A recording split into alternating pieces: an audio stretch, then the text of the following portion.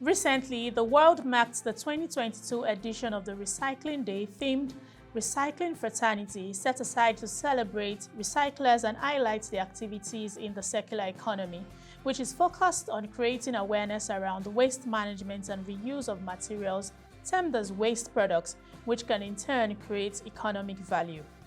To mark the day, Sterling One Foundation held a bleach cleanup exercise at the Oniru Beach, Lagos. Pedro Ibekwe, CEO Sterling One Foundation, speaking with Web TV, shared the purpose of the event and the evolution of circular economy in Nigeria.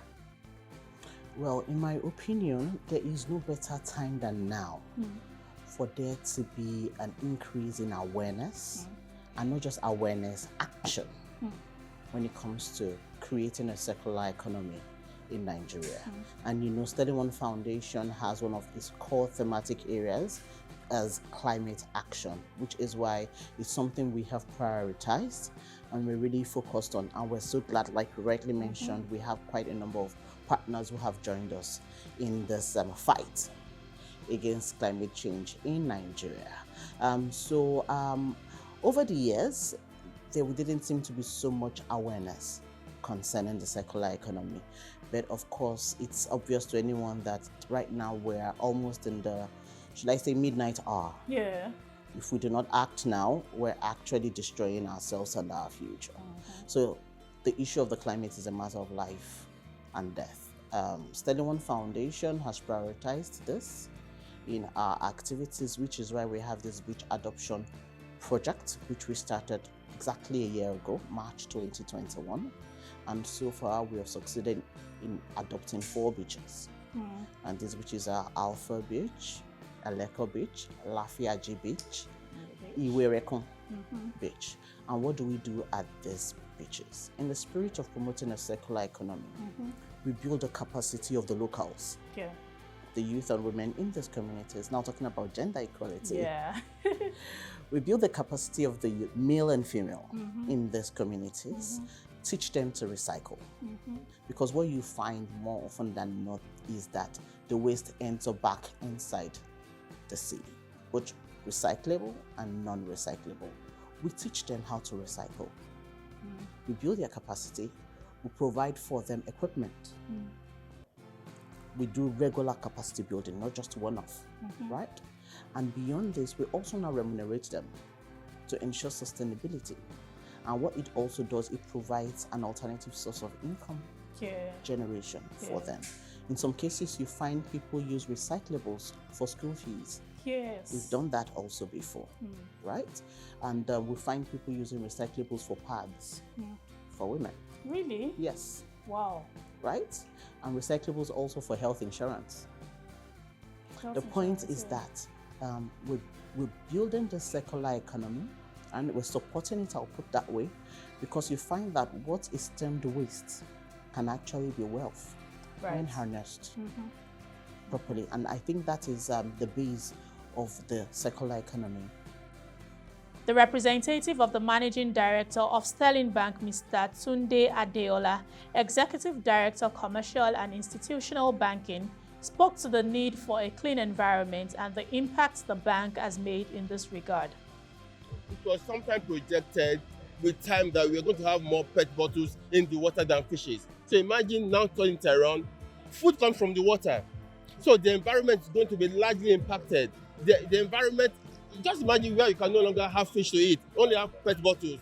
There was a time they brought us some fishes from the ocean, and what you had inside were PET bottles. They were all dead. So you can imagine the kind of effort those fishermen will have gone through and how it's been wasted. So the impact of it is to make sure the environment is a lot livable for everybody, for even generations yet unborn. Participants who were in groups representing the organizations like Proshare, La Sepa, Sterling Bank, Loma, and the Iru youths joyfully took part in the cleanup exercise. Also, Chief Olumide, who represented the Royal Majesty Oba Abdul Wasiu Omogbolawon Lawal, the Oniru of Iru Kingdom, emphasized the need for a cleanup exercise and how the kingdom is supporting initiatives such as this. Yes, I mean, I'm very glad you mentioned that the waste is actually wealth. And by having a strategy of aligning interest, that is to say, those people who collect and those who recycle can be rewarded for doing so. And by doing that, we encourage people to do it. And the outcome is that we keep the environment clean and sanitized. And that is good for all of us. So from the beaches to the oceans to whatever comes out of the ocean that we all eat, it's all beneficial for us. Recycling also is a huge industry now. So there is a lot of money being made in recycling. There is a lot of opportunities, there's a lot of innovations being made in recycling. So we're excited about that one as well. Other special guests at the cleanup exercise include the Permanent Secretary, Ministry of Environment and Water Resources, Dr. Gaji Omobolaji Tajidin, comedian Ali Baba, and Ayibatonye Benjamin Basuo, social performance specialist. We do the advocacy every day. It's a continual process. So it's just not just one day process. We continue to make it. We have our school units. We have the state unit, the local governments, and everyone does that every day. But it takes time for our people to adapt to that because they are used to the way they do things before. But when there's an incentive for them to get, you will see the changes most times that they will conform to the new reality. Oh, well, the thing is that, a beach can be compared to like an Eiffel Tower. The Eiffel Tower attracts a lot of people. It fits Paris. And so why does the Eiffel Tower fit Paris? Because it brings people to Paris. People go to Paris to see the Eiffel Towers, and that means that it's creating jobs. Taxi drivers pick people up, people go to restaurants, people buy clothes, fashion, and all the people go there to spend time in hotels because of the Eiffel Towers. So this can be treated like that because it will attract people. And in coming here, people will stay in hotels, people will buy drinks, buy food, take pictures. That helps the creative industry as well because the photographer will take your picture. You come to the beach, you find somebody playing music. You come to the beach, you find somebody who is either dancing or entertaining or doing something. Beyond that, all of this that you see, there's also a beauty of coming to a waterfront like this and enjoying the serenity and the beauty of it. So I think that there's no gainsaying that it goes beyond just water. It is entertainment, it is a business, it creates economies, it drives people's passion. It also helps with real estate. When you know that there's a beach close to where you're getting an apartment or something, the value of the property you're taking also goes up. Then you see the issue of encouraging culture. There's culture tied around this. There's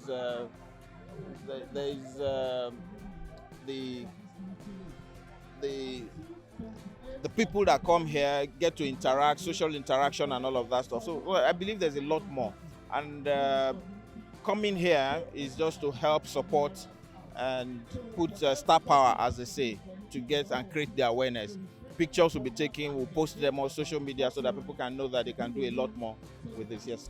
Why do we not have universities carrying out specific research on how we can use plastics? Why, we need to do a lot more.